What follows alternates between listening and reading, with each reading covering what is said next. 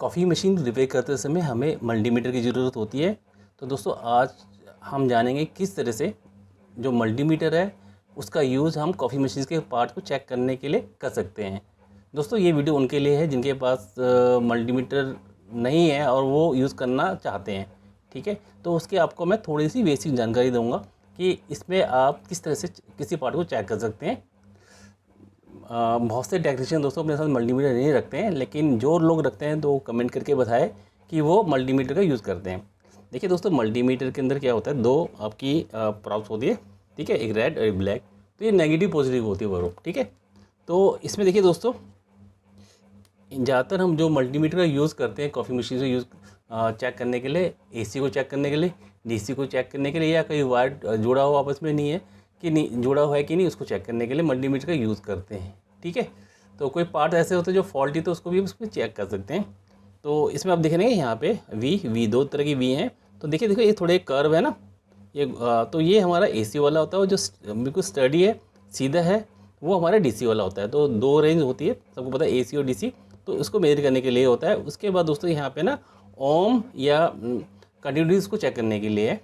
ठीक है, तो देखिए जैसे आपने ये सोलेनॉइड वाल्व है, इसको आपने चेक करना है। तो दोस्तों इसके अंदर क्या होता है, इसमें कॉइल होती है। इस कॉइल के अंदर देखो दोस्तों, जब भी कॉइल होती है ना, तो जैसे ही कॉइल बहुत सारी होती है तो आपस में एक रेजिस्टेंस प्रोड्यूस करती है। ठीक है, तो वो रेजिस्टेंस दोस्तों कभी भी जीरो नहीं होना चाहिए। ठीक है, अगर ये जीरो है तो उसका मतलब ये हमारा ख़राब है। तो चलिए एक बार ना इसका रेजिस्टेंस हम चेक कर लेते हैं। रेजिस्टेंस चेक करने के लिए हमें देखिए इसको सेट करना पड़ेगा ओम में। ठीक है, देखिए ओम का सिंबल आ गया और उसको चेक करते हैं। अब देखिए इसका रेजिस्टेंस देखते हैं कितना आता है। देखिए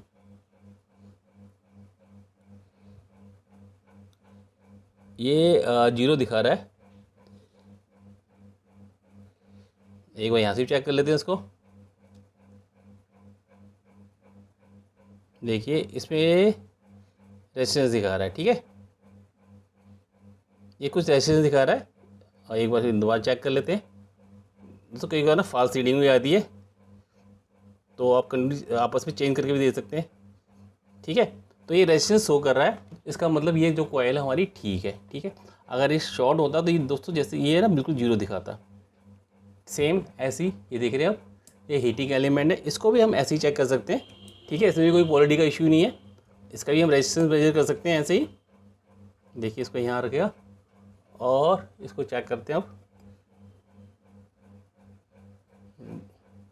ठीक है, ये रेजिस्टेंस दिखा रहा है, तो इसका मतलब ये हमारा ठीक है। अगर ये शॉर्ट होता तो ये दोस्तों जो रेजिस्टेंस हमारी जीरो होती। ठीक है, या बिल्कुल ही कम दिखाता हूँ, तो इसका मतलब ये हमारा शॉर्ट है। ठीक है, या दोस्तों इसको चेक करने के लिए, दोस्तों फ्यूज चेक करने के लिए हमें जाना पड़ेगा कंटिन्यूटी मोड के अंदर। ठीक है, तो इससे भी हमारा चल जाता पता कि शॉर्ट है कि नहीं। अगर ये शॉर्ट होगा तो हम कंटिन्यूटी मोड से भी इसको चेक करके पता कर सकते हैं। चलिए इसको सिलेक्ट कर लेते हैं कंटिन्यू मोड पे। देखिए अब क्या करना दोस्तों, कोई भी प्रोब कैसी भी लगाइए अब, और उसको चेक करिए। देखिए ये आवाज़ कर रहा है, इसका मतलब इसके अंदर जो वायर हो आपस में जुड़ी हुई है। ठीक है, अब आइए दोस्तों ये रिले। ठीक है, तो रिले को चेक करने का सेम वही प्रोसीजर है। ये जो डीसी सप्लाई पिन होती है, यहाँ पे आपने दोनों प्रोब रखना है। एक बार देखिए इसमें क्या लिखा हुआ, आपको जूम करके दिखाता हूँ। देख रहे, आपको दिख रहा होगा ना ये देखिए। ठीक है, इसमें लिखा हुआ दोस्तों, देखिए इसको मैं देखिए इसमें लिखा है एक कॉमन, ठीक है, एक एनओ और एक एनसी। एन होता है नॉर्मली ओपन, नॉर्मली क्लोज। तो इसको चेक करने के लिए इसका भी रेजिस्टेंस चेक करेंगे हम। सिलेक्ट कर लीजिए रेजिस्टेंस में। देखिए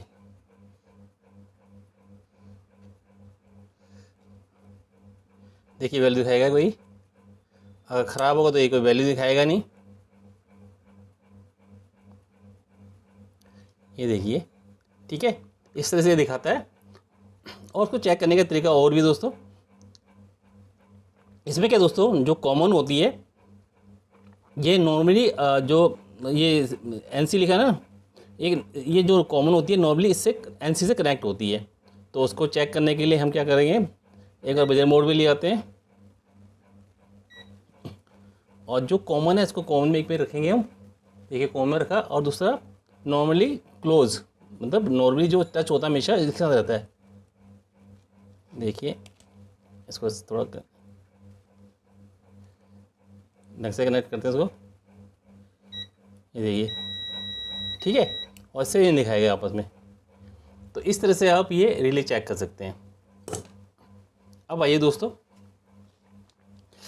ये देखिए ये फ्लोट होता है कॉफ़ी मशीन में लगता है ये, इसको भी चेक करने का वही तरीका है दोस्तों। इसको कैसे करेंगे आप, इसको चेक करने के लिए इसको हम रखेंगे दोस्तों बजर मोड रखते हैं, ठीक है।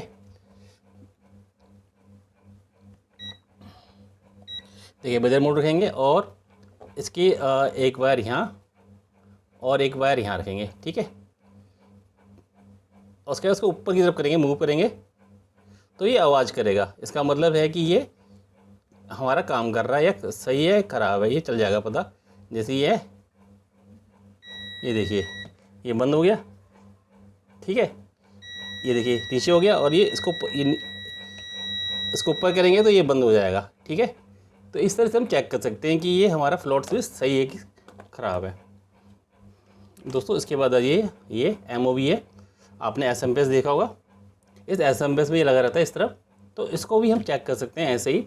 अगर ये देखो ये जैसे ज़्यादा वोल्टेज होती है तो आपस में ये शॉर्ट कर जाता है, ठीक है। तो इसको चेक करने के लिए हमें सेम इसको रजिस्टर मोड में रख लेते हैं एक बार, ठीक है।